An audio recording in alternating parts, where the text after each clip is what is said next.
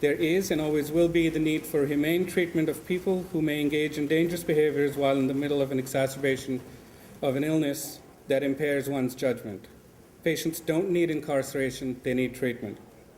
We know from experience in other states that prisons become substitutes for inadequate hospital beds to serve the public safety need. It is primarily the state's responsibility to care for people that other units cannot manage. Having a network of designated hospitals and one specialized state-run hospital that can be the backup to these designated hospitals, essentially a hub-and-spoke model, truly achieves that goal. We have learned from research done on the national scale that it matters whether a hospital is publicly funded and operated versus privately done. The data shows that public hospitals reduce suicide rates in the community. The same cannot be said for private-run institutions. This is not to say that the Vermont's designated hospitals are not serving people well. To the contrary, they do care for most people needing inpatient care, and they ought to. However, not all of these institutions can be the equivalent of a level 1 trauma care center. That function, in my opinion, and from all the research that I have reviewed, is better served by a public institution, a hospital, period. The state-run hospital must be large enough to serve Vermonters well. Every day, including last night and this morning, I have been on the phone trying to find creative ways to manage the flow of patients through the system. Almost every day, there are people stuck in emergency rooms or being sent back to corrections for lack of bed availability in the state. Vermont State Hospital, I would say, has the best trained and dedicated professionals and staff who have dedicated their lives to this work. This is the workforce that was putting in 16 hours a day when asked to. This is well before the flood. That's not just going to work, that's excellence and dedication. These folks took care of 51 patients while 7 feet of water flowed under their feet, with much uncertainty about how much more water would be coming into that building. All this without one single untoward event. That's not just going to work, that's excellence and dedication. The same group of folks who up and left their homes, families, and communities to be with and care for people, sometimes even 3 hours away, not just for a few days of work, but for 5 months and counting. That's not just going to work, that's excellence and dedication. This is a workforce that one cannot simply replace by advertising in the newspaper. My plea to all Vermonters is to recognize their talent and keep them doing what they do best. Thank you. I honestly don't think there's anyone in this building who would fight harder for community-based services than I would. However, my support for community-based services is in no way in opposition to or should not in any way be pitted against support for an adequately sized hospital that meets the needs of Vermonters. We need to have a continuum of care. We need to support community-based services, but we need to have a hospital that is large enough, diverse enough, and strong enough to meet the needs of Vermonters who are in need of the services that the hospital would provide. And frankly, we need to make sure that both of these, the community-based services and the hospital, are adequately funded and adequately staffed. So as someone I said who has repeatedly voted against the budget because of cuts in community health services, I see that as this is not an either-or situation.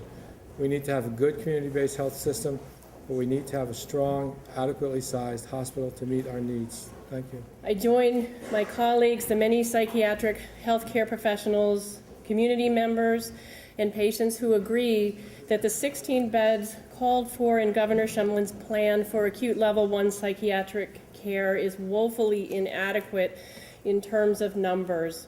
Our highly skilled nurses and technical professionals at Fletcher Allen Healthcare have already testified that there needs to be an equivalent number of level 1 beds as Vermont State Hospital provided, with at least 30 of them in the northern part of the state. And I'm in the unique position to say that this is one concern where our union and management is in agreement. We feel that it is imperative that we use the opportunity that the Irene disaster provided to get it right the first time by creating a state mental health system that is truly based on actual demonstrated clinical need. The patients at the Vermont State Hospital are that very small percentage that cannot be treated in those community hospitals. The community hospitals do an extraordinary job in the job that they do, which is treating level 2 psychiatric patients, the general psychiatric population. The patients they cannot handle, they're not equipped to handle, they're not trained to handle, are the ones that come to the Vermont State Hospital.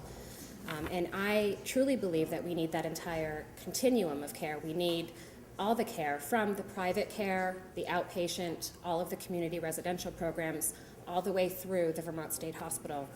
And what Irene has done effectively is take away our ICU for psychiatric services. And that has completely compressed the entire system. There are people today, as Dr. Batra has spoken about, that are waiting in ERs, they're waiting in corrections facilities, they're waiting for beds, and that's because we have lost those 54. We need a system that will replicate that 54 in one centralized location with specialized care. If this were a medical issue, if this were a burn unit, if this were a cardiac unit, there would be no question. The shovel would have been in the ground by September, the unit would have been rebuilt, no one would have questioned it, we would not be in here giving testimony.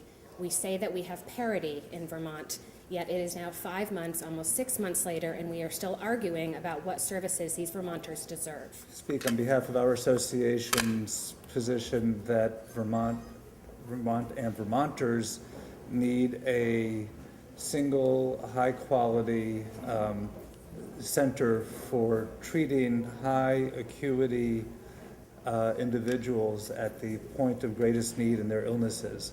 We, the Vermont Psychiatric Association, believe that the highest quality, most humane, and most cost-effective setting for providing this specialized level of care to extremely acutely ill and suffering Vermonters would be a single facility that can concentrate the necessary resources, skills, and expertise needed for that phase of their treatment. And the VPA has taken the stand it has taken because, given our knowledge and our experience and our role in taking care of Vermonters who are struggling with mental illnesses, we just feel a strong need to stand up and say what we know works and what we feel will be best for Vermonters, and to try to guide the state away from what, from a clinical standpoint, simply won't work.